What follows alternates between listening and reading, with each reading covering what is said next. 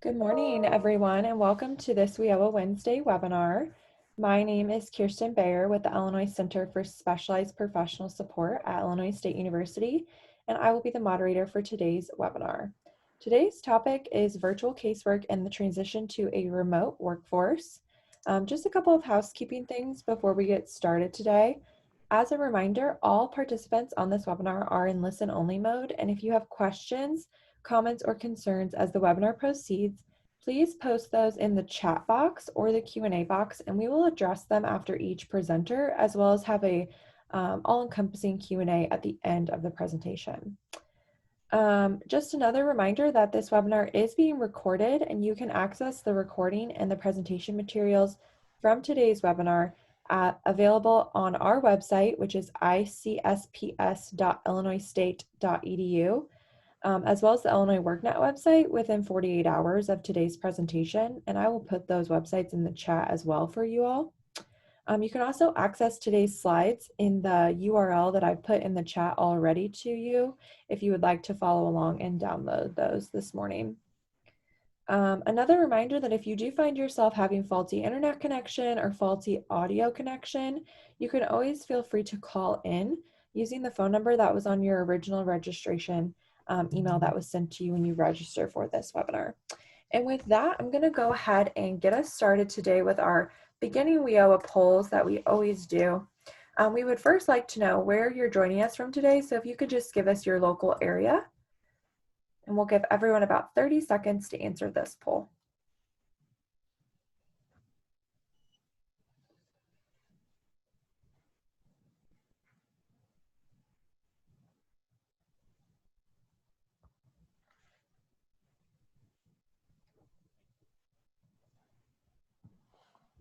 Okay, so I'm going to go in the poll and share the results. So it looks like we have quite a few of you joining us from the Chicagoland area this morning, as well as a good span of you from Northern, Central, and Southern Illinois. So welcome, everyone. Thank you so much for taking time out of your Wednesday to join us this morning. We're really excited to present this content to you.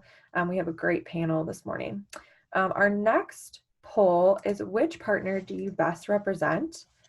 So if you could tell us that for Title I, Title II, Title III and IV, or if you're a part of another WIOA partner or stakeholder that works with us, we would love to know where you're joining us from today or who you're joining us with.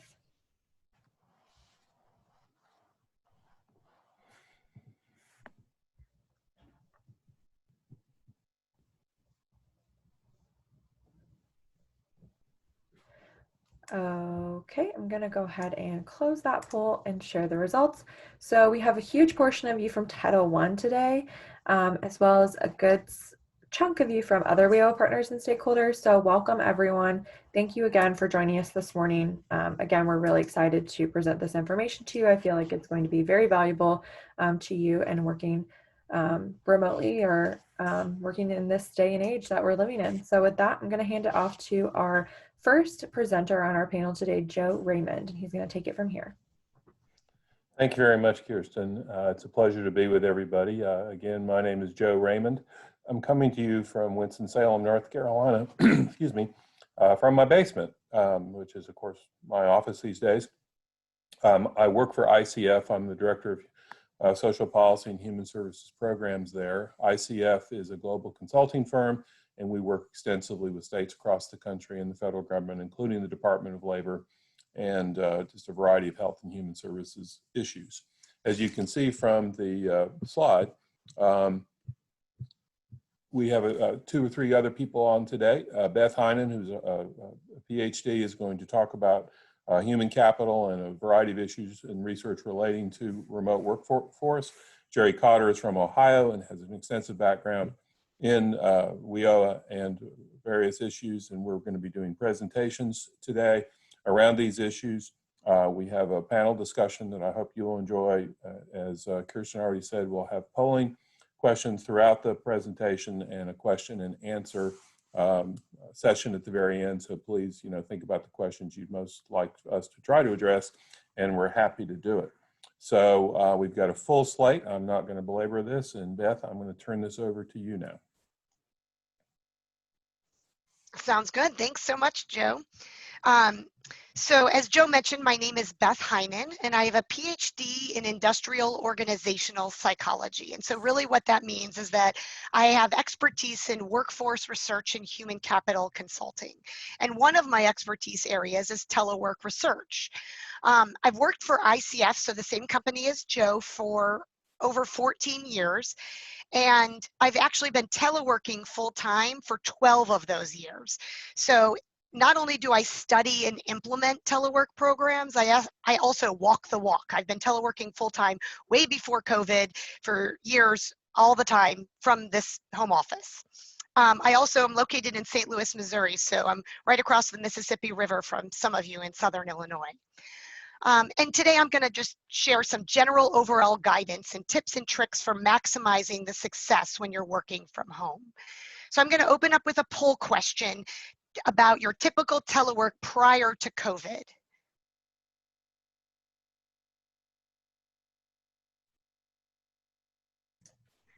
Okay. So prior to COVID, starting there in March 2020, so before that, what extent did you work at home during regular business hours? Great, thank you, Beth. We'll give everyone about 30 seconds to answer this poll.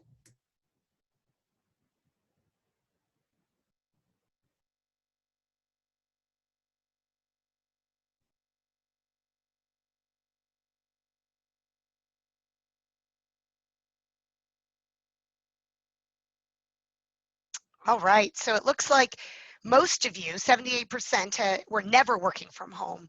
There were definitely a sprinkling of you that have. And preview, you'll get to answer how often you're working from home now in a little bit here. But I have a high supposition here that many of you are working from home to some extent. So I'm going to start off by really focusing on managing others who are working from home. So I assume that some of you are probably working with colleagues and managing others, and really thinking about what's the best way that you could be a manager of others who are at home, whether you're at home yourself or not. So when you're in the office, how do you know that people are working? Their presence doesn't actually mean that they're working, right? And you want to be a high-performing manager, and to do that, you need to make sure that you hold employees accountable. So that would be measuring them on results rather than measuring their success by just walking around and looking at their presence. And so that type of management is really successful in a telework arrangement when you're looking at managing by results. Now, something to keep in mind here is that we are in a different situation with most of the world being forced to telework, as opposed to it being a voluntary arrangement for just some staff. So additionally, right now, many people also have other people in their house. They have significant others, they have children, they have roommates. So as a manager, being understanding and flexible is really key. That doesn't mean that a person shouldn't be getting their work done or shouldn't be doing high quality work. It's just that there's not a one size fits all approach. So as a manager, you have to be flexible and really understanding of individual employees' needs and their different situations. So what's going to make you successful from a management perspective? Clear communication. You want to make sure you give consistent guidance to your staff. You want to make sure they're all getting the same information. You want clear expectations of their do's and their don'ts. So for example, what are regular work hours and how are employees and when are employees expected to be available? Or which activities can your employees conduct remotely? And what do they do if they cannot? Maybe, let's say there's some activities they shouldn't be doing from home because of security reasons. How and when and why should they be doing those activities? Make sure you talk with your team and keep them informed. Let them know what to expect when teleworking. Make sure you share the benefits. What do they need to do if they need help? Maybe give them a quick reference guide, like with the help desk number, VPN access, conference call lines, your information. If you give that to all employees, that way if there's tech issues, they know where to go. Consider hosting daily check-in calls with the entire team to keep in touch with them and then maybe resolve any issues as a group. Another suggestion is to really use technology. You want to establish collaboration tools, identify what's going to work with your remote work arrangement for you and for your colleagues. And I'll talk a lot more about that in a minute. I'll give you some examples. And then finally, you just want to manage teleworkers the same way you normally manage them. They're performing the same work, but it just might now be in a different location. So you want to show support for them. You want to stay connected to your team, and you just want to make sure that you stay flexible. So now moving on to the next slide here, a lot of us have been teleworking now for months, and things have probably not always been perfect. So I want to discuss some of those barriers that might occur and some possible solutions to some of these challenges. One of the things is communication cadence. So sometimes there are issues with communication. It's really important to not just communicate, but really establish a regular communication cadence. So the employees and the colleagues you're working with know when to expect information. So whether that's a daily check-in, weekly newsletter, and or maybe monthly individual chats. It's important to be really transparent as much as possible. Discuss challenges and solutions openly. You want to be open about what your expectations are for, again, when people are available, when their work hours are, what you expect them to be doing from home. We also know that technology can be really great, but we also know it can cause issues. Make sure practice with using a new technology. Make sure to practice with a colleague. Let's say you're using a new web conferencing program or a collaboration tool. Practice using it like with just one colleague before you open it up and use it with lots of people or with a client. Always make sure you have a backup plan if something fails, and make sure to communicate that with your team. So what should your colleagues and your team do if their internet goes out, for example? Make sure employees have that help desk information and your information handy in case something fails, that they can stay in communication and get that resolved. And then another thing to consider is longer term isolation. So one of the challenges of telework can be isolation. I know 12 plus years ago when I moved home, so I was in an office every day, I was implementing telework programs, I knew the telework research, it was still shocking to me how silent it was after a meeting. We'd be on a call, click, all of a sudden silence. There was no more chatting as we're walking back to our office. Sometimes I even missed out on some like post-meeting business that people were talking about.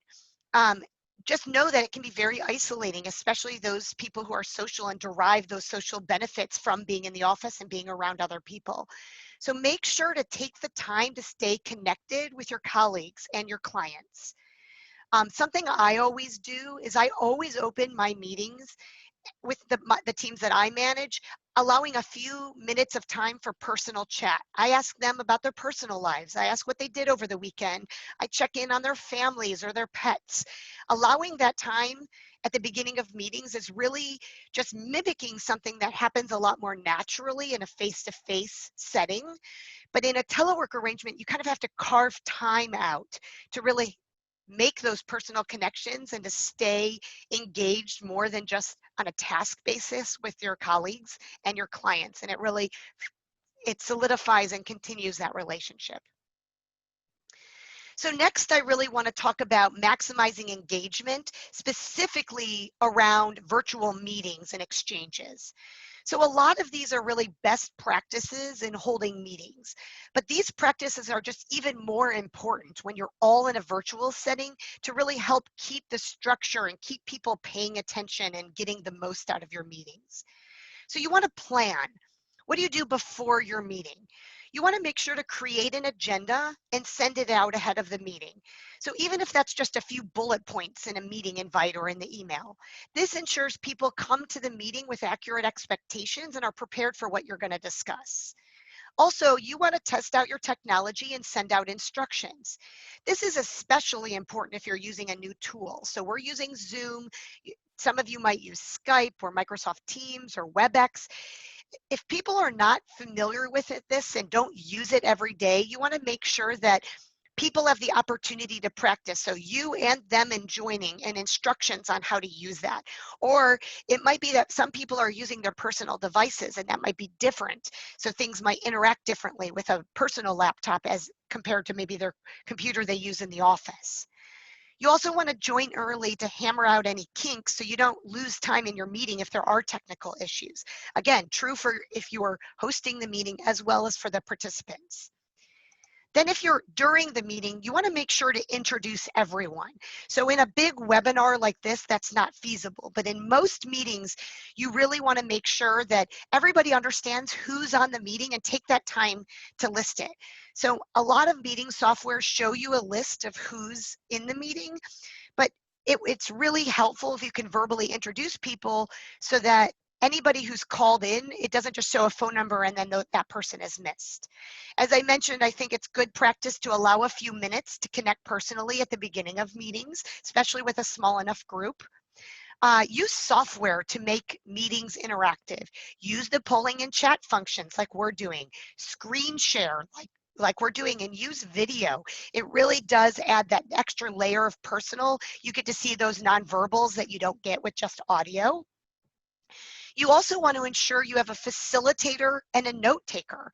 So it typically works best if that's not the same person. So the facilitator can focus on just facilitating and talking and engaging and listening. And that note taker, who hopefully is designated prior to the call by the facilitator, is just focused on taking down notes and decision items and action items. You want to make sure to open up the meeting for conversations and input. You want to call on specific people, especially those ideas that you would like or need, but those people might be maybe more introverted and less likely to respond on their own. You want to ask open-ended questions to really engage conversation. You want to avoid multitasking and ask those on the call to avoid multitasking. I'm guessing there are some of you who are right now doing something else, checking email, looking at a task while you're also listening to me. It's very tempting to multitask and really easy to do it when you're not physically present. But then you're not getting or giving your full engagement, and that reduces the impact and the success of the meetings. So you're not going to get fully all of the content that maybe I'm saying. And video helps keep people engaged. Also, you want to ask everyone to mute their phones so when they aren't actually speaking. And it seems so minor and maybe even obvious, but as I'm sure you have all experienced, it can make a huge difference, especially with the current situation. Again, we often have extra distractions, spouses or children at home. So it also might eliminate echoes that can be really difficult in communication. And then finally, after your meeting, you want to make sure to follow up with meeting notes and action items so that people have documented anything that went on in the meeting and also what should occur after the meeting. So now moving on to the next slide here, I'm going to focus now on tips and tricks designed to maximize the success of your telework arrangement. So whether you are a manager or not, if you're working from home, this is telework tips and tricks for anyone working from home.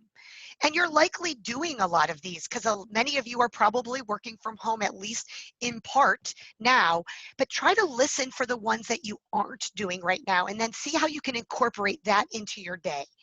So first, you want to communicate. Again, that's a recurrent theme, really important. Establish expectations with your manager and your colleagues. Define your regular work hours. You want to define your check-in times and your tasks. Be transparent about any household or childcare duties that have or might arise, especially as a lot of schools and public spaces are closed. You want to be just transparent and clear. Number two, you really want to keep a routine. That is key.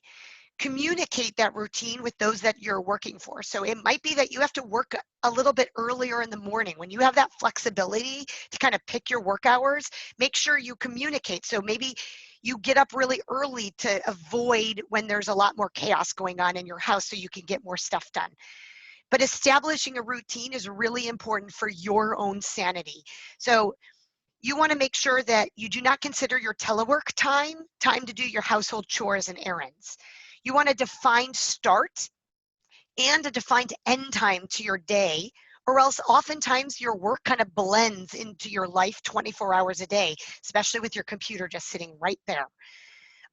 Constant blending of work and non-work generally causes more stress and less productivity. So really important to set up that routine and stick to it. You also want to dedicate a home office space. So ideally, it's best to set up a secure, dedicated telework area in your home that separates your home life from your work life. So if needed, you might need a safe, secure way to lock up sensitive equipment or data. You ideally want a space that's away from distractions, maybe with a door that you can shut.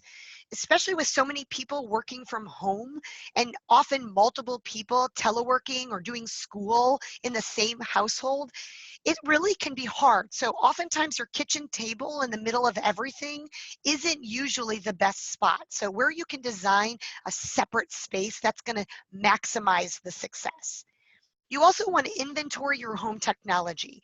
Check your internet speed, maybe call your internet provider, or you can do an online speed test and see it maybe, especially if your internet is going really slow and causing you frustration, you might want to consider upgrading to higher internet speed, at least while you're working at home, if this is going to be a short-term arrangement or even a long-term one for that matter. Also, consider small resources that might be helpful. So things like a wireless headset or earbuds for phone calls can really increase the ability for you to pay attention and to hear better, and for people to better hear you for not that much of an increase in costs. Finally, try to stay connected.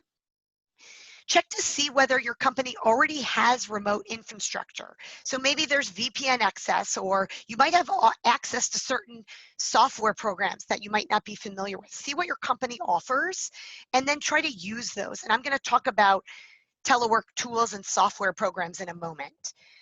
If you haven't already done so and you have an office phone, make sure to forward that office phone. If you need to get into the office to bring home necessary files, you really want to make sure you don't feel restricted working at home. You also want to use collaboration tools to stay connected, such as the virtual meetings, file share software, and instant messaging tools. You don't want to sit too long. Teleworkers tend to sit for really long periods of time. So give yourself breaks. Make sure you stand up, stretch, eat lunch. I know I have an Apple Watch and it tells me, it reminds me, you've been sitting for way too long, and I don't even realize it that sometimes I've been sitting there for multiple hours. So give yourself that break. You might not have to walk to a meeting or walk to see a colleague. So take a few minutes, stand up, stretch your legs, and then get back into it. Use your brain. And then finally, I really want to share some telework tools that you may or may not be familiar with. So these are just some of the very many software tools that can help improve your collaboration, improve your interaction when you're working virtually. So we're not endorsing any one tool. By no means am I a technology expert, but there are many tools that are free or have free trial periods that can immensely help communication and collaboration when you're forced to be working from home. So the goal is really to improve your meetings where possible, and mimic where you can get that value in face-to-face meetings. These software tools often help mimic that experience so that you're not losing out in the virtual meetings. Now, note that you should not implement any single tool to your entire organization or some huge meeting without practicing it first. Again, we know technology can really cause glitches, so try something out with a colleague or a few times, or open it up to a few more people. Do a phased approach rather than just saying, oh, I'm going to use this new mural collaboration tool, and then it fails, and then it actually backfires, because it can really take away from your meetings if it's not rolled out well. So here I've kind of grouped some of these tools. So we have some tools focused on communication. So I think now we're all familiar with things like Zoom, which we're using now. There's also Skype, Slack, Google Hangout, Microsoft Teams, WhatsApp. Most of them have like phone and messaging, collaboration, and video capabilities. We also have tools that are focused on collaboration. So that's like Miro and idea boards and Mural. So these are examples of tools that can be used for like brainstorming and organizing information and workshop facilitation. So they use things like virtual sticky notes that really mirror some of the things you can do in person, especially for like large working meetings. And then I have some file sharing tools. So these really focus on being able to share files outside of email. And some also even allow for simultaneous collaboration, so you can both be working in the same files at the same time. So moving on, kind of moving into questions, I just want to close just with a thought that nothing is going to go perfectly, especially, I mean, we've had some practice. So if you've been working from home since March, or you're at least doing it now, we've had some practice, but no, it takes time to really solidify anything, but including success of working from home. So I would encourage you each week or even each day to think about what went well today, what worked well this week, what do I want to do more for next week, and maybe what didn't go as well, what wasn't as smooth, how could I change that for next week, or how can I help that situation? And then maybe write down 1 or 2 things that you can try to implement next week. So I just gave a laundry list of all these tips and tricks and guidance and tools. It's not reasonable for you to just all of a sudden just implement them all at one time, but maybe pick just a few. Pick a few that might be something you're not doing already or not doing as well as you could, and think about what you want to do for next week. Even write it down for accountability, and then just try to introduce a few things, 1 or 2 at most, into your workday, maybe tomorrow or next week. See how that goes, and then continually evaluate until you've really settled into something that's working well for you and for the people that you work with. So Joe, I don't know if you want to open it up now for some questions for me. Yeah. I think so, Beth. Yes. Go ahead, Beth. Absolutely. So, I don't see any questions in the chat. Or we did have one question. For full engagement, do you recommend cameras on or off? I recommend cameras on, and I think some people are very hesitant about that, and I get it. I think there's also been a shift, generally speaking. I think when you had a video before, or you had an important meeting, you know, suits were important in a lot of industries, and making sure you look exactly presentable from a business case. I really do encourage video, and I think people are more understanding that you don't necessarily have to dress up every single day. It's okay that you're in a sweatshirt and you maybe don't have on makeup, or you have your hair in a bun for girls, you know, or guys with long hair. Those are things I think becoming more acceptable. But I think where possible, video increases engagement. It increases that personal connection and increases the understanding, because you not only get audio, but you get your nonverbals. So people make facial expressions. So I highly encourage video when possible. Great. Thank you, Beth. We have another question. Is it considered disrespectful to not have your camera on for a team meeting? Just So curious. yeah, that's a great question. So I think every organization, every meeting has different norms, and that kind of dictates things. So just in my own personal examples in my life, I have certain clients, it is expected to have your video on, and that is what is expected. And so in that circumstance, then it is a little bit, it's less acceptable to have your video off unless there's some reason. If it's a short term, I need to go grab something, and usually you want to communicate that. In other circumstances, video is not maybe expected. Some people choose to do it and some people don't. Generally speaking, I think it should be up to the person. And you should accept that in your team if you're managing people, and they should accept it from you if you don't feel comfortable. I would encourage you to try to do video as much as possible, but I think when there is a norm to use video, if you don't feel comfortable, or if there's a reason why you can't, then trying to verbalize that and kind of so people understand why you're not using video, then that is a best approach. So it can be construed, but it's just different organization to different organizations. So I would just be transparent and do what you feel most comfortable with. Great. Thank you, Beth. Another question, or I guess more of a statement, is Susan says most of our computers are so old that they don't have cameras. Do you have any tips or tricks or kind of advice for this issue if this is something they're running into? Yeah, that's a hard one because so many of the modern computers just have a camera built in. Most of the time, we also have iPhones and other devices that have cameras. But if you don't have it on your computer, and let's say you cannot use your cell phone, for example, or maybe you're going out of your way and then you would be the only one on video, then maybe it loses some of its value. So again, just communicating that. I mean, webcams are really cheap these days, so that's also something that you can consider buying it or seeing if your organization will cover it. And different organizations have different rules for what technology and equipment they will provide for teleworkers, especially now that so many more people are working from home. But if it's something that's important to you, you could probably get a webcam for really cheap that just attaches to the top of your computer. But if that's something that you don't have access to, again, be transparent about it.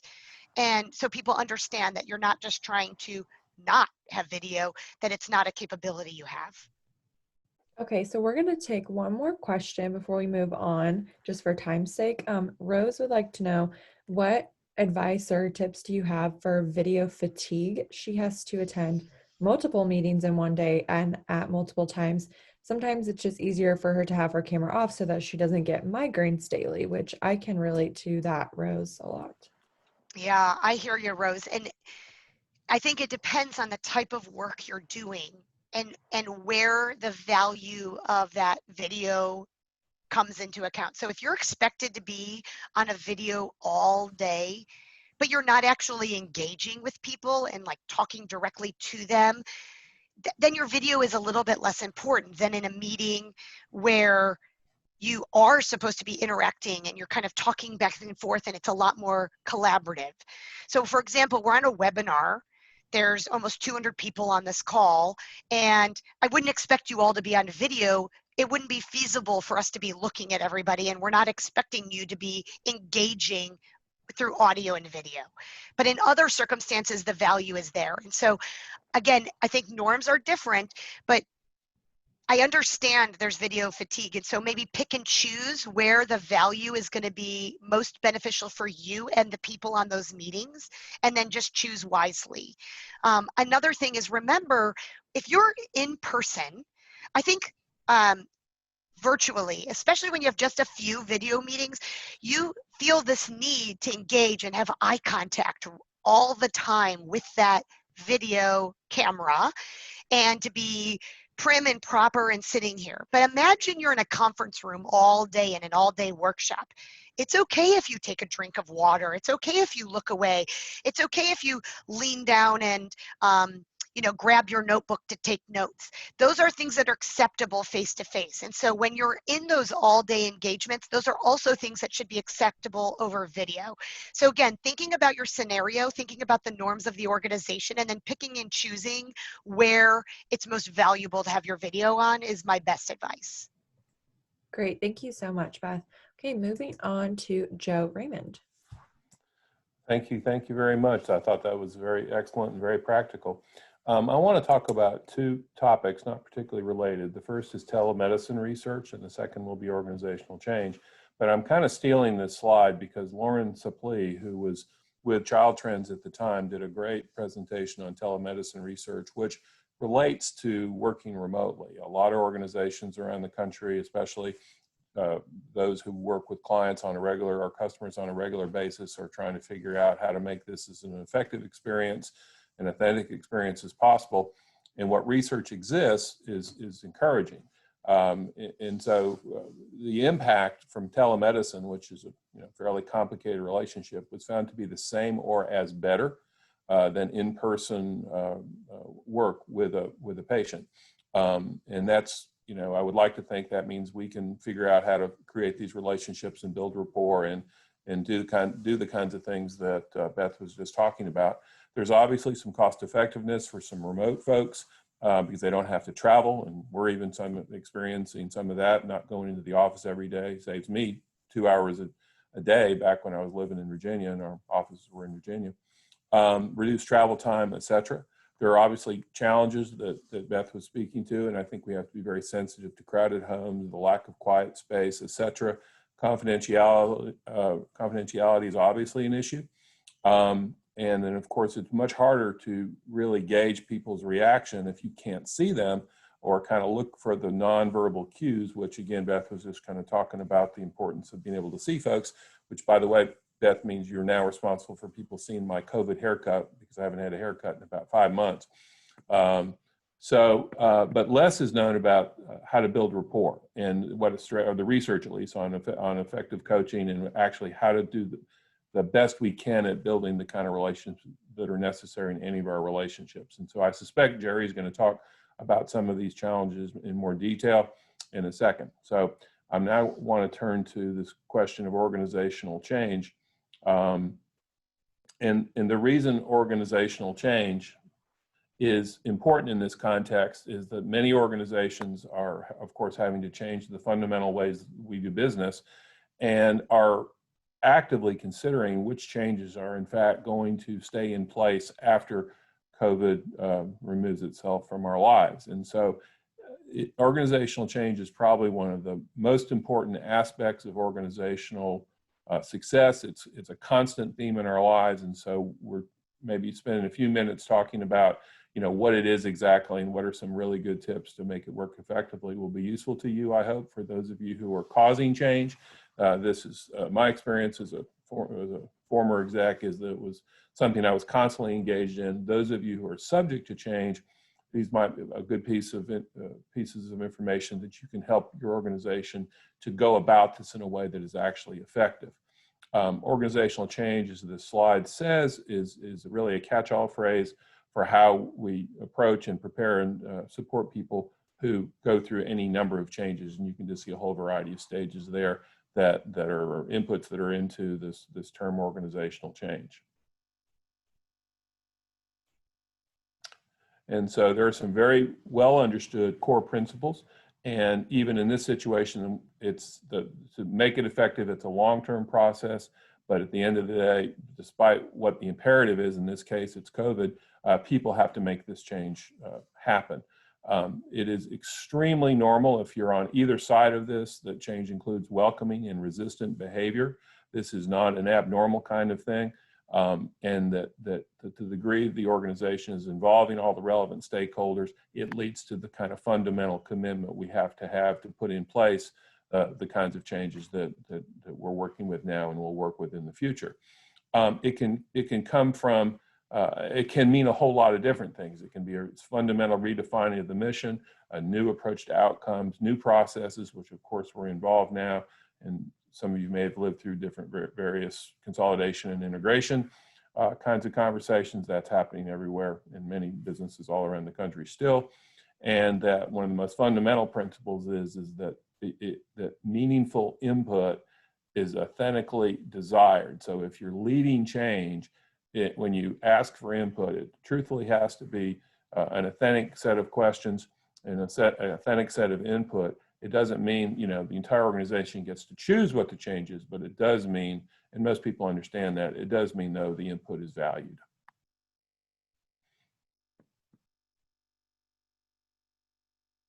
This is one of the most important things to understand about change, I'm guessing, and again, Beth said a few things like this, that when we go through change as human beings, we have reactions from stress and from uncertainty.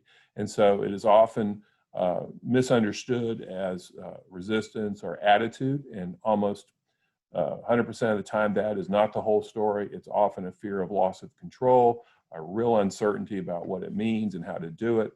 The lack of this routine and familiarity is critical in order to react effectively to change. It may mean new work. It may mean can I even do this? How am I going to really be able to work effectively with these changes? Time is always needed for adjustment, and then inevitably, almost, you get into questions of turf and power and control. I've got many stories about organizational change, and one of the most fundamental things I had to do once is remind everybody, everyone is going to have a job in the changes we're considering, but it probably will look different as our businesses change, and we're going to have to do things differently, and how we go about it, what your role in this may change. That can be very scary and very threatening as well.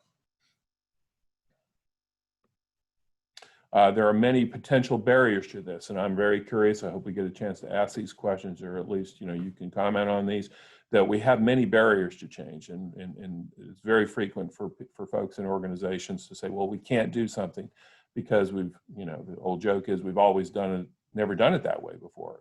But sometimes these are very real. Policies can get in the way of change. Our culture doesn't support the change. How money is thought of and what the streams are to actually do something can be a barrier. Physical facilities. This is a great example of working from home, and it will lead to opportunity and strength. And many folks, I know of a number of departments of social services around the country who 80% of their workforce is now working from home, and they're actually talking about repurposing their buildings now because they don't think they're ever going to go back and use them in the same way they used to use them before. People, again, are worried about their competence to be able to do what is being asked to do. Technology is always a barrier and an opportunity. And one of the most important things is this question of imperative.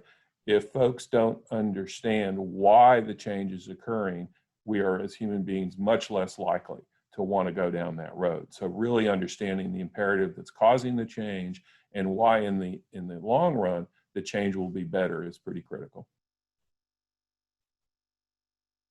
There's a host of strategies that are time tested and researched, and this includes the involving of anyone who's affected by the change. It is, in my experience, the thing we pay least attention to, and it's probably the most important thing people can do to cause or participate in change. It requires a constant communication about what the vision for the change is, dividing the change into steps that people can be successful at, rewarding progress, don't expect perfection. Resources are always an issue, but usually time is the hardest thing, frankly, to uncover, and anything that you can do to allow people to have the time it takes to change successfully is critical. And then really almost have a ceremonial understanding of this is what we used to do, that we were did as well as we could with that, and we're really excited about going into a new a version of who we are, which is what I think all of our systems are doing, including WIO at this point. Leadership is a critical issue. You can't delegate change, in my opinion. The folks who are formal leaders have to be visible and take ownership of the change, and be really clear about defining, where we were and where we want to go and why it's more perfect. Ongoing communication, I cannot emphasize this enough, and I suspect Jerry will talk about this. I have, a long history of thinking I communicated well with folks through memos, and found out a very small percentage of folks actually paid super attention to the memos, and we ended up having to do just a variety of strategies, and consistently repeating the themes was very important. So whenever you're in a video meeting or other kind of formal meeting, and even use of social media, memos, etc., even doing 1 minute videos about where we are, what we're doing, what's happening next, and doing that, say, every couple of weeks is really important. One of the most fundamental things we forget as managers and leaders and supervisors is listen first. Really matters. And the more you listen, the more you learn, and the more you can be responsive to people's needs. That involves showing your own personal willingness to change, figuring out in your organization who can help lead the change ambassadors. And at some point, though, you have to be clear, we are going down a new road. It isn't a negotiable question any longer, but how we do it and how well we do it, and what are the factors that will lead us to success are completely negotiable. And then to align what it is you're trying to achieve with all these new strategies and the pieces of the organization that are going to change are critical. And so how does this relate to virtual setting? In my mind, it relates very directly.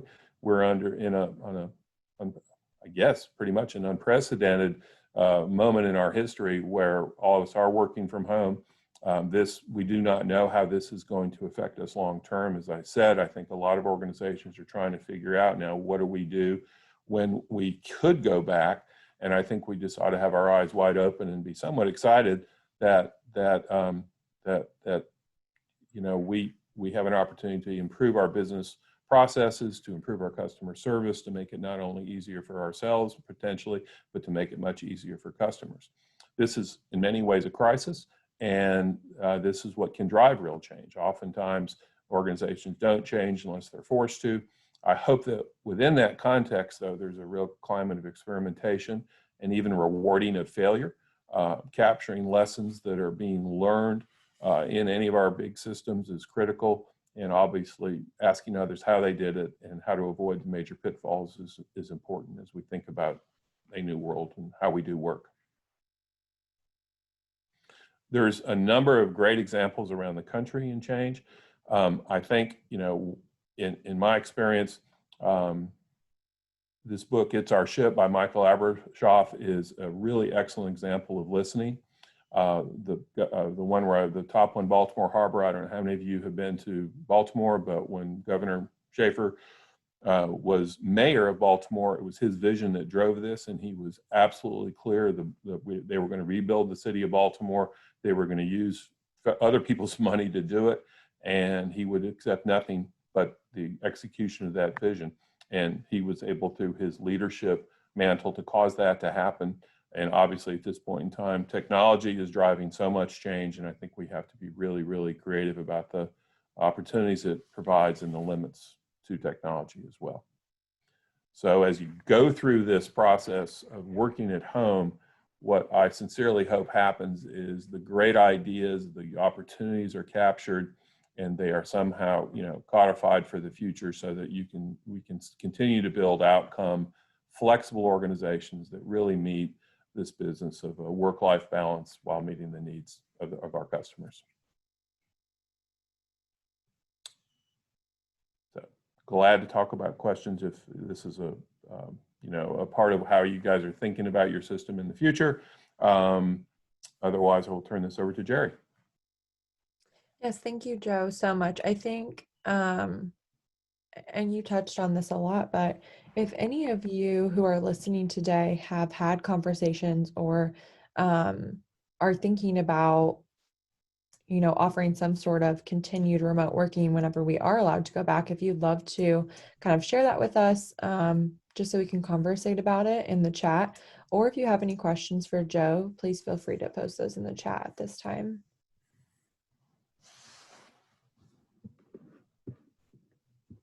I know specifically for our center, we are housed at Illinois State University in Bloomington. Actually, we're housed in Normal, but Bloomington Normal area. And right now we're being told that we are not going back to any sort of in-person work environment until June. So that is over a year of working remotely for our center. So I will definitely be interested to see, how that converts to going remotely as well. There's a state, Kirsten, I want to mention. It's a related field. It's a large health and human services field. And they've, of course, got 80-90% of their folks working across this large state from home now. But their whole approach to this now is they want to make the services they provide indistinguishable to the customer, regardless how the customer accesses them. So they intend to use their call centers to provide every single service that was provided through walk-ins. Of course, walk-ins are still welcome. And of course, through the web access portals is also. And so that's a fairly powerful vision of taking a situation and saying we are changing everything we do and how we do it to make it the most flexible we can for our employees as well as for our customers. Yeah, absolutely, Joe. Well, I don't see anyone. Oh, here we go. Where are you meeting clients for physical signatures, especially those that do not have access to technology for scans, emails, etc.? Well, I know from the health and human services world, electronic signatures are becoming, much more routine. And they, without knowing exactly how WIOA controls that, certainly you can do some of this online now. Certainly you can do it through texting and email. And it's also possible to do it through kiosks if they don't have technology in their own homes. And then, of course, there's always the possibility of actually visiting people in their homes. And some people are actually doing more of that now. That used to be really standard back, 30, 40 years ago. But no, that's a real barrier, especially in places where, like in West Virginia, where technology is very sparse in certain areas. I don't know if anyone else has Jerry, you want to answer that as well? Yes. So there's a variety of things happening around Ohio. One of the policy changes that we made a bit more flexible in Ohio, and I work for the state, so this is something we changed in policy. We're allowing verbal signatures with documented case notes. I know that in sometimes we are, if electronic signatures are better, obviously that's even better than a verbal signature. And then some areas are mailing paperwork back and forth too, if they feel more comfortable having that wet signature. Great, thank you, Jerry. We have some comments and questions coming in. So that original question was from Catherine, and then Rose wanted to comment on that and just say that she thinks it's important that even when everything returns to normal post-COVID, that we still provide both in-person and online support to participants. She meets clients at a middle point from where she works, and they live for in-person signatures for WIOA signatures. So that's kind of Rose's workaround that we can elaborate on further as well.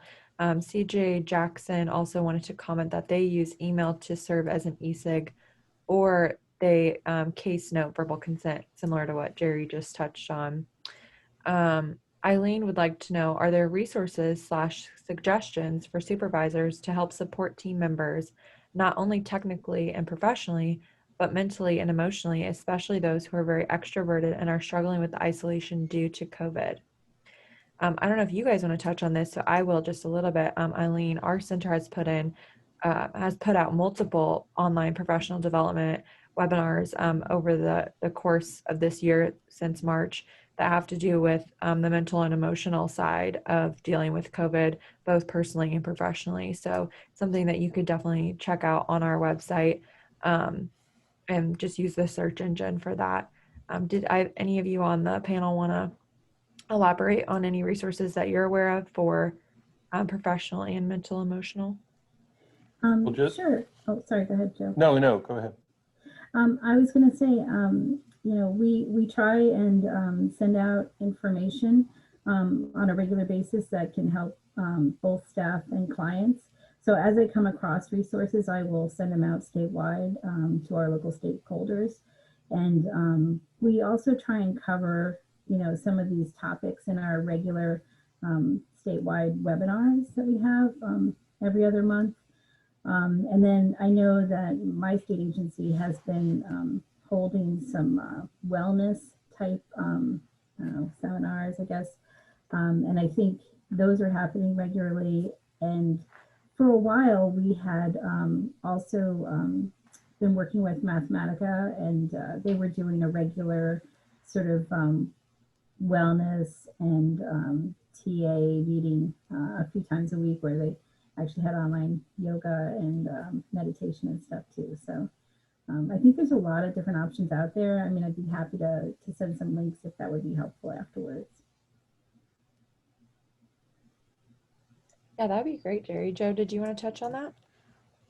I don't know if I have much to add, except it really does speak to the challenges of managing and supervising in a new context. And to me, some of the soft skills of supervision have always been critical, but obviously now are really important in terms of how supervisors create relationships with their employees, how they, adjust their styles based on the needs of the employee, how they, probably think of more formal ways on a routine basis to communicate with their team, how they think about team building. And there's a lot of training, and as you guys are saying about supervision skills. The wellness thing, I think, is a great idea. The time for the informal, we're having a virtual party this Friday afternoon at 3 o'clock just to do some of these same kinds of things. I just think we have to be really creative and open to, the importance of maintaining these relationships, not just directing work, but building the authentic relationship with our employees to mitigate as much of this as is needed. There are others, of course, who love being at home, and it's like a wonderful thing, and they don't feel alone at all. And so I think it really requires the supervisor to think a little bit more carefully about this and understand their own style and their own needs and how that plays into this need. Yeah, I think we just need to, like Joe said, continue to be creative. I know, like for our center, we put on a couple virtual conferences this year, and we're putting on even more in 2021 as we move into the beginning of 2021. And we did things that promoted engagement and collaboration virtually as well. Like I know Moses is talking about in the chat how he attended a virtual meeting. They had a yoga instructor and they used meditation techniques before each discussion, which I think that's great and very creative. And we did similar things at our conferences. We had a yoga instructor. We even had a trivia night that was all virtual online trivia night that you could play with your family to get them engaged. And it was later after the dinner hour. And we had a lot of attendees with that too. So I think there's a lot of things out there. And just finding those resources and distributing them as well. So Jerry, if you could send out any resources or anyone from the panel, that would be great. And then Anne also put in the chat a good resource as well. We did have one more question before we move on for you, Joe. How do you recommend connecting to a new client or a new business when everything now is done virtual? I think that's such an interesting question because I thought this might come up relative to customers, client as not just business, but I think, we do a lot of work in motivational interviewing and, knowledge of stress, rapport building, coaching, and how to use unqualified positive regard in building new relationships with customers for a variety of reasons, and most principally related to building self-sufficiency plans in workforce development context, which of course is you guys. I think those same tips and techniques and skills about rapport building work with clients as well. When you first meet somebody, the same general principles apply, whether it's a client, a customer, or in any context. And so I think you have to approach it with the tips that Beth was talking about, but also give time in the relationship to be personal, to let folks know who you are, to let the relationship unfold, to build the trust so that you can get to the work part. And I think, I think these things are always important, but I think now, you've got to, it's essentially, is the question it certainly says, it's virtual. So I think you have to be very mindful of concrete process steps to build that relationship and taking some time to understand that. And I think the research and the tips around motivational interviewing are very applicable to that question. Great, thank you, Joe. Okay, so let's move on to Jerry Cotter. Thanks, Kirsten. I was hoping we could do the poll question. Yes, absolutely. Let's put that up. So Jerry's poll is kind of what Beth was alluding to earlier, which is how often are you currently working from home during normal business hours currently in present tense? So we'll give everyone about 30 seconds to answer that, and then Jerry will start us off.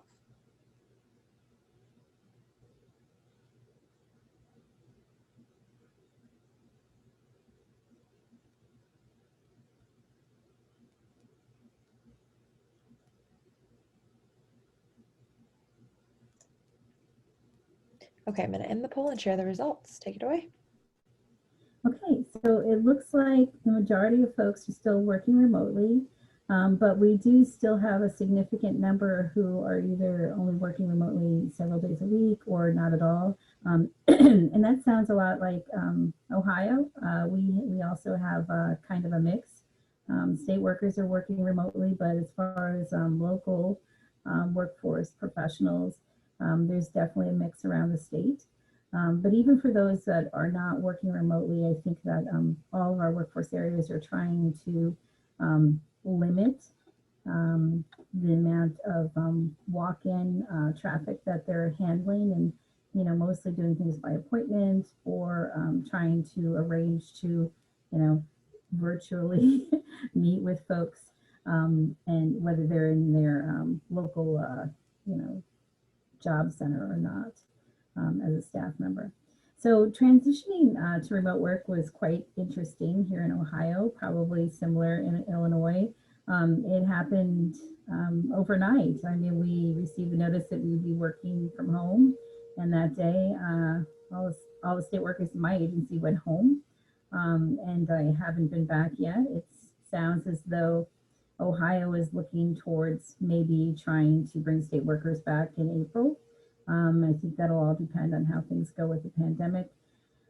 But initially they were talking about January. So, I mean, things are in flux for everyone. And I imagine it's the same across Illinois. So some of the challenges we immediately faced were, technology just for staff, making sure everybody had the equipment they needed, if they needed a VPN, or maybe, there were a few systems that weren't immediately accessible over the internet. So that was a challenge as well. But we were able to get those systems online fairly quickly, really within several weeks. So kudos to our IT team on that. Supervision is, again, part of that transition to remote working. Definitely a challenge. And, sort of like Joe was talking about, I think it's important to think about what each individual member of your team needs. I know I have some staff that are, more introverted and really enjoy working from home. Some staff that are more extroverted, really miss that social interaction. So, so I think, it's just a matter of trying to tailor things to what's needed. I definitely meet with the whole team once a week.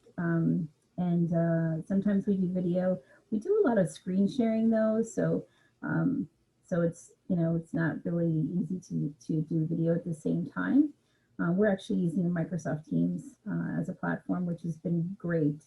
It was just being launched right before the pandemic hit us.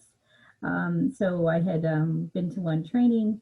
I use it every day, all throughout the day. And, if you're not familiar with it, it's something to think about. It's really helped us to be productive and get things done and collaborate as a team, and then also with other groups as well. So, so with my extroverted folks, I do try and have more check-ins. Even if it's not a formal meeting that's scheduled, I'll try and call them through Teams and sort of just check in. I think it's also important, like Beth said too, to make sure that you are setting aside some time to talk about personal type stuff, whether it's on a ad hoc call, or it's a team meeting, or a one-on-one check-in. I really think you have to set aside some time to ask somebody how their weekend was, their holiday, their pets, their kids, all that kind of stuff, just to make sure you're maintaining that personal connection. And so folks don't feel so isolated as staff members at home. I think that can help people stay more sane while they're working remotely, if it's not their I don't know, cup of tea, shall we say.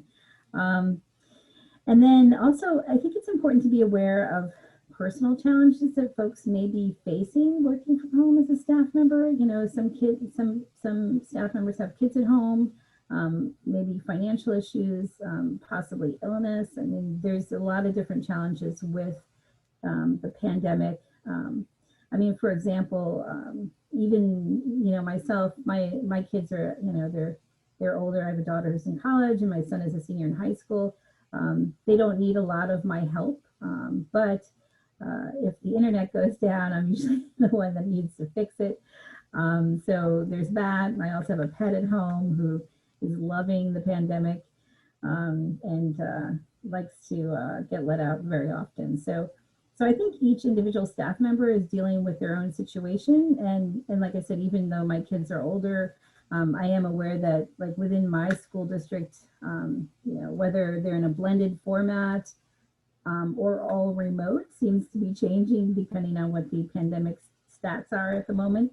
So, so just not having that certainty, I think, can be a challenge for folks, particularly if they have younger kids. And then I also have a team member who, has a new baby. So I mean, those are types of things too, like childcare is not always available either. So I think just being aware of people's situations and being a bit flexible with them as far as hours and you know, things that come up. I think it's important to make sure you're really supporting folks and their situations during this time, which has, you know, been a real challenge for everyone. So going on to the next slide. Now for clients, I mean, certainly they're facing many challenges as well, probably even more challenges than staff. So it's important to create flexibility where you can, just like you know, you're including some flexibility for staff, thinking about their situation. It's really, really important to think about a client situation, what challenges they may be facing, and see what you can do to help them. And the challenges are going to be different than maybe what they have been in the past, right? As far as accepting new cases virtually, I already talked about how we've increased some flexibility. We're accepting verbal signatures with case noting. With the CCMEP program that I'm running for the state of Ohio, it's a WIO youth program that also includes TANF funding. So it's a little bit different that way. But we've been trying to make things as flexible as possible for eligibility, whether it's for the WIO youth funding or if it's for TANF funding. Like I said, we've been accepting virtual signatures, and electronic signatures were always possible if the technology was in place. So I think that's helpful, but I also think, sort of, you know, like Joe was talking about, it's really important for new cases to try to establish that trusting relationship. And I think with new cases and even with current cases, the pandemic and having to do more things virtually is both harder and then easier in some ways. So I think that, you know, you're definitely going to want to use video, especially for new cases. If it's somebody you don't already have an established relationship with, video chat, I think, is more engaging whenever possible. But I also think that, you know, maybe for your current cases or once you establish a rapport, I mean, convenience is important too. With video chats, I think you can potentially get a better idea of what the person's situation is at home. You'll get to see, you know, in the background, their home environment. Is it chaotic while they're on the phone with you? Things like that. And so I think it can give you an opportunity to get to know your client's needs better. But at the same time, like if you see something going on in the background that's not good, I mean, you may have to, you know, to talk about it, or possibly, you know, if you're seeing child abuse, you're gonna have to report that. I mean, so there's like I said, pluses and minuses, like with everything that's going on. I think the paperwork issues and those types of requirements can be more challenging for staff to meet those needs. So flexibility, if it's possible, is important. Things like basic skills assessment can be more of a challenge. I know we've been trying to encourage our areas to use a shorter assessment where possible, something online to meet that basic skills assessment requirement. And then, I mean, some areas are mailing, paper mailing back and forth assessments, if that's their preference. But we do have a lot of online options for assessments through our website, ohiomeansjobs.com. And then also, I know the TABE also has online proctored assessments available too. Those are fairly long, I think. Excuse me.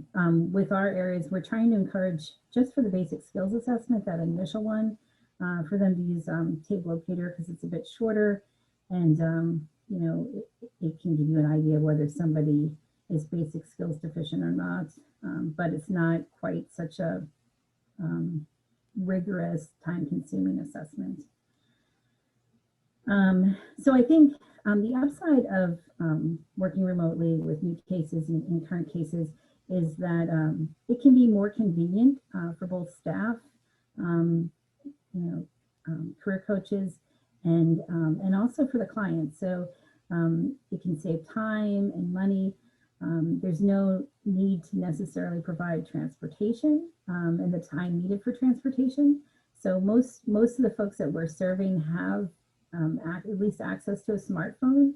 So doing a video chat, or whether you're FaceTiming or using Skype or Zoom or any other type of video chatting platform is fairly convenient and easy. I think one of the bigger challenges, though, is whether the client has access to the internet can be key. And so, we've been letting our areas know that that is something that, can be covered by programmatic funds. Also, if equipment is needed, if somebody's going to be doing online training or participating in something that is going to require a laptop or a Chromebook or something like that, that's also something that can be covered by program funds. So we've definitely been encouraging that. I think continuing to engage current clients, I think things like texting is important. As I mentioned, we're serving youth, so your ages 14 to 24. Luckily, most of them are familiar with certainly at least a smartphone and technology in general. But I think one of the other positives of this situation is that if you can get folks used to using video chats and things like that, I mean, that's all new digital skills for them, right? The etiquette of talking on a video meeting or a video call, and learning that too can all help with soft skills and can potentially have a beneficial impact. It could also potentially introduce people to the idea of maybe a more technologically inspired career choice. So I think those are all positive things that could result from the pandemic. I am hoping that that our local areas will continue to take advantage and leverage virtual platforms and video chatting online, things like that going forward. Even if we all get into a better place beyond the pandemic, I think that this is something that really can help the folks we're serving develop better computer skills anyway. So I think that it would be helpful to continue taking advantage of these types of virtual options. I also think that one of the things that we've tried to encourage our areas to do too is to use incentives, to take advantage of online training opportunities for our clients. And so we've been providing different resources for different types of online training beyond even occupational skills training. There's different resources for things like entrepreneurial skills training, financial literacy, those types of things. Many of them are available online. And then the other thing is, I think that we've been trying to encourage with the online training resources for our areas to think about having some resources sort of, planned to be used for work experiences, because there is a training component to work experiences. So I think trying to use online resources for that is better, especially in the current climate, but I think it can even be, better going forward when it's possible and it makes sense, because again, convenience, right? I mean, no transportation needed. If they do have kids, they might be able to do it with their kids at home, depending on their ages and stuff and their situation, but they might still need childcare. I mean, that's one of those things that you kind of need to think about. Moving on to the next slide.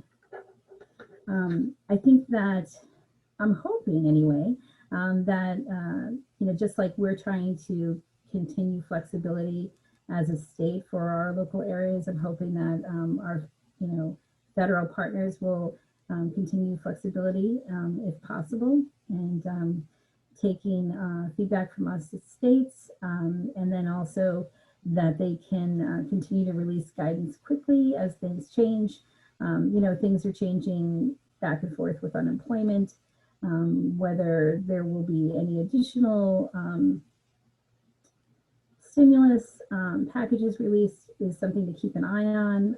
Hopefully there will be some changes there. I know recently Ohio's unemployment rate dropped a bit, and I think that our extended unemployment is not going to continue the way that we anticipated. So that's something that we're going to have to think about. And I'm not sure if Illinois is in the same position, but all of that will depend on what the next stimulus package is, if there's one passed.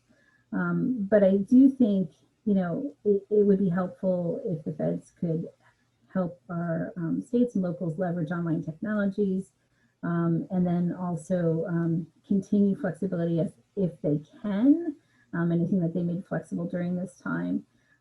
For example, I know the Department of Labor for paid work experiences, if a youth was, you know, sent home due to the pandemic, we were able to pay their wages, and they didn't have to necessarily, you know, try and get pandemic unemployment assistance. They could have just been paid. Well, I know that the Department of Labor recently said that that's no longer going to be allowed. So I've been working with the workforce areas, and as I mentioned about trying to incorporate online training as part of work experiences. So I think this can be one of those things that you could leverage if for some reason a youth had to quarantine for 2 weeks, or they were going to be laid off because of the pandemic. That would be a good time to incorporate the training component of the work experience, and that's a way that the area could continue paying their wages as they complete the training portion. But I do think high unemployment will be an ongoing challenge for many many programs. If you could, I'm sorry, go to the next slide. So I go back one.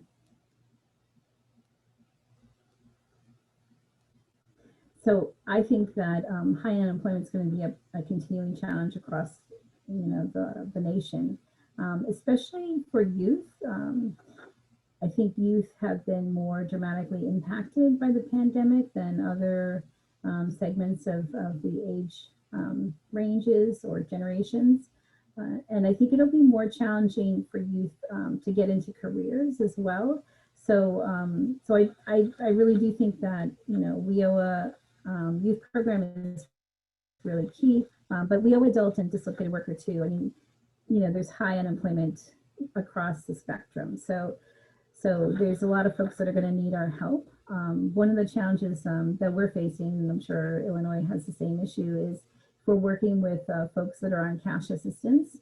Work participation requirements are always a challenge. And in fact, in our programs, CCMEP, about 25% of the people we're serving through WIOA Youth and that TANF funding I mentioned are on, you know, have work participation requirements. They're cash assistance, but work required. And so meeting those requirements is challenging, I think, during the best of times, even more challenging now with the pandemic. If you're familiar with that program and the core activity requirements, you know, they can really be very difficult to meet and limit the amount of time someone can spend on things like getting their GED or English language classes, the amount of time they can spend on job searching. So there are just a number of challenges to those requirements and for folks in those cash assistance programs. So I think that's something that, you know, hopefully there'll be a little bit more flexibility on in the future. We have been trying to get folks into things like work experiences and training wherever possible. Again, the amount of time you can spend on training is limited. So that's something to think about. There's also a real challenge with limited childcare. And it's one of those things that's sort of a local problem. In some places where, you know, they're not experiencing an issue trying to find childcare, but in most places, I think right now during the pandemic, it's very hard to access childcare and publicly funded childcare. So, and it's a challenge too for parents. I mean, everyone's concerned about their family members potentially, contracting COVID. So those are all issues that I think have to be worked out individually with individual clients. And then also, I mean, if you're serving clients directly, I mean, obviously, you want to limit your exposure to potentially contracting the virus as well. So I think taking advantage of as much virtual opportunities as you can is key there, really to protect everyone, whether it's the client or the case manager, career coach. And I think, virtual is going to be the new normal for quite some time. And really, it's probably a good thing. I mean, as I mentioned, I really do think it's better for folks to get experience with these types of, video calls and actually, or even having to make phone calls. I mean, even for the, as I mentioned, the age range we're dealing with, a lot of Generation Z, shall we say, they don't really want to call and talk to people they don't know. It's not something that they are familiar with or desire to do. So again, I think it's all good experience to develop soft skills, digital skills, and help prepare them for a career and get them into the workforce in a meaningful position. And it will help them long term for their career advancement too. So okay, next slide.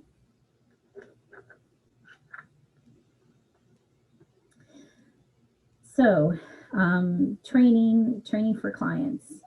As I mentioned a little bit before, we've been really trying to promote online training opportunities. Some of our areas have been able to expand opportunities for occupational skills training online by working with our local community colleges. I know of a particular area that worked with their community college, and that community college worked with Ed2Go to expand some of its online training opportunities. There are certain in-demand careers that are a challenge to do online, things like welding, STNA, I mean, things that are going to have some type of, hands-on component are challenging, but as much of it as can be online as possible is key. Another one that's a challenge to do online, but again, it's an in-demand thing in Ohio, probably in Illinois too, CDL training. I mean, at least those things are short-term. So again, as much as it can be done online would be best, but it's still important to try and take advantage of these trainings that are going to get somebody into a career. So with the online training, we definitely let local areas know that it's important to make sure clients have what they need to do online training, right? Internet access, and it has to be high speed too. The equipment, whether it's a laptop or something like that, and their home situation, whether their kids are home, they're young, they need a lot of assistance doing online schooling. Are the kids in, regular in-person schooling? All kinds of situations like that, or maybe somebody in the family is sick. So those are things I think that can be more transitional than normal during the pandemic. These, I think, situations can change overnight. So it's important to keep in touch with clients and find out if things are spinning out of control for some reason, or if they need some additional support to complete online training because their situation has changed. And I think, trying to keep up motivation is key too. So incentives can help with that some. And then sometimes things that are, more of a supportive service, like maybe even a laptop, I mean, that can be motivational too. So I know we have some areas that lend a laptop, and then if if the service is successful, then they can, potentially let the person keep the laptop. That's something that they do for an incentive too. I do think it's important to keep an eye on someone's progress, and then, as I said, support them however needed. If we can move to the next slide, sorry. And then for clients and staff, I think, checking in with them often to see, do they have anything that they think would help them in being successful in a service for a client or staff and completing their work. And then I think online surveys, as long as they're really short, can be also very helpful to gather information on what we could be doing better to, help staff or serve clients. So, and then moving on to the next slide. Down the road. Well, hopefully brighter skies are ahead. I kind of like this picture because it looks like you're leaving a storm and going into blue skies. So, we as a state, we're continuing to try and figure out what flexible policy changes we can make long-term. One of the things that we're doing is we extended the TANF eligibility check, which we had to do previously every 6 months to once a year. And we made that change temporarily for the pandemic, but we're also going to be changing our rules to allow it long-term. So we're always looking for things like that we can, help streamline things and help out locals that way, reducing the administrative burden for the program. But I do think it's important for everyone to realize that this can be an opportunity to really change and improve your program and how it's provided and how you engage with clients long term. I think, using video and virtual platforms can save so much time, client time, staff time, and requires less transportation. Transportation is always a challenge in these programs, and potentially require less childcare. I mean, there's so many positives behind it. So, and then also, as as I mentioned previously, I think it's a really good chance to improve client soft skills. So I don't know if there's any questions. Yeah, so we only have a couple minutes for questions. We do have a hard stop at 11:30 a.m. So it's great that we already answered a lot of questions as each presenter was presenting. We did have a couple questions, and then I know we had some questions that we were going to use for our general Q&A here. So we would, if any of you in the audience are interested in having answers to these questions, please go ahead and take this survey that I'm going to post in the chat right now, and feel free to give us feedback if you do want answers to any of these questions in that survey, and we can always do a follow-up kind of Q&A document to answer those questions and kind of hear from our panel as well. But we want to be conscientious of all of your time today. We do have a double feature for WIOA today. We have a 1 o'clock session as well today, so we want to be conscientious of that. So I'm going to post the survey in the chat now. If you can feel free to please take that. A couple of housekeeping things. We will have this webinar being recorded. It is on our website that I've posted in the chat. It will be up there within 48 hours. And then you will receive a follow-up email tomorrow as well with this survey and that website as well. Oh, okay, Sandy, you don't see the survey. Oops, that's because I only sent it to the panelists, excuse me. Now I sent it to everyone. And so let's get to these questions for Jerry. Jeremy would like to hear more about online training for WEX. WBL is a challenge right now. WEL, did you say, or? She said he said WEX. He would love to hear more about online training. Okay. Because WBL is a challenge right now. WBL. I'm not sure what that means. Work-based learning, he said. Oh, okay. So, yes, for work experiences, which I'm sure you might WEX, we have a statewide website that does it has an online training center. It's called ohiomeansjobs.com. And then Ohio also has a subscription to LinkedIn's training platform. So those are a couple of the resources we have. Ohio Means Jobs has got different resources, for soft skills training. There's also a lot of professional licensing, practice tests, things like that. There's also a lot of online training resources for things like all the Microsoft Office software applications, and other things as well, like things like Adobe InDesign, things like that. So those things are helpful. Honestly, I can't even name all the things in the online training center for that website, but I don't know if you've seen LinkedIn's online training platform. I know Coursera had agreements with a number of states to provide online training too, and that might be something to think about. And then some of the community colleges have online training as well, and some areas have agreements with them. I have found some online training for entrepreneurial skills training on the Small Business Administration website, and there's even training geared specifically towards youth. There are national platforms for free online training for financial literacy, things like that too. So hopefully that's helpful. Yes, thank you. Couple more questions. We'll go a little over today, so I apologize if you do need to log off. Feel free to do so. With the vaccine almost here, what should we keep virtual as we reopen? Is Moses wanted to, I guess, prompt that question to what your guys' opinions are. So I would continue to use video chatting when possible and appropriate. And if you think you need to meet with someone in person, I mean, I think that's fine. I also would, try and take advantage of as much online training resources as you can for folks, as part of the training component for work experience or even occupational skills training.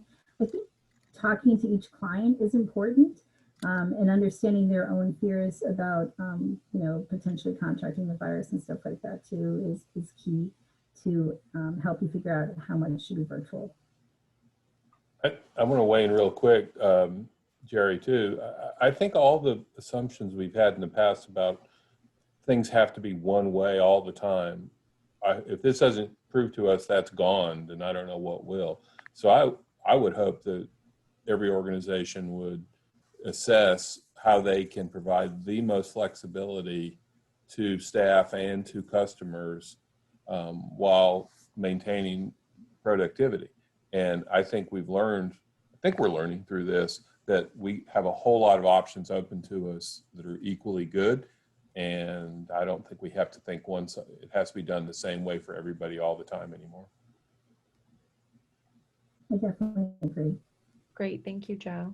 Okay, so we did go a couple minutes over. I think this was amazing content. We had a great panel today. Again, the panel did come up with these questions to kind of promote like a discussion, but unfortunately we ran out of time. So if you are interested in answers to any of these questions, please feel free to post those in that survey, or just say, you can even just allude that you have an interest.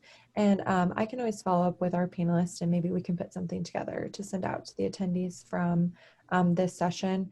And we just want to thank you guys all again for joining us today. Moses wants to thank the panelists as well. And I would like to reiterate that. And thank you to our panelists today. Thank you for taking your time to present to us. This content was very valuable. Hopefully you all felt that way as well. And again, this recording will be up on our website if you'd like to share this out to any of your coworkers or anyone who has any interest. And with that, did you guys, any of our panelists have any final remarks before we log off for today? Oh, thank you. Oh, thank you. Thank you. All right. Thank you so much, everyone. Have a great rest of your Wednesday. And please join us at 1 o'clock for our session with Jody Sue Kelly. Okay, thanks.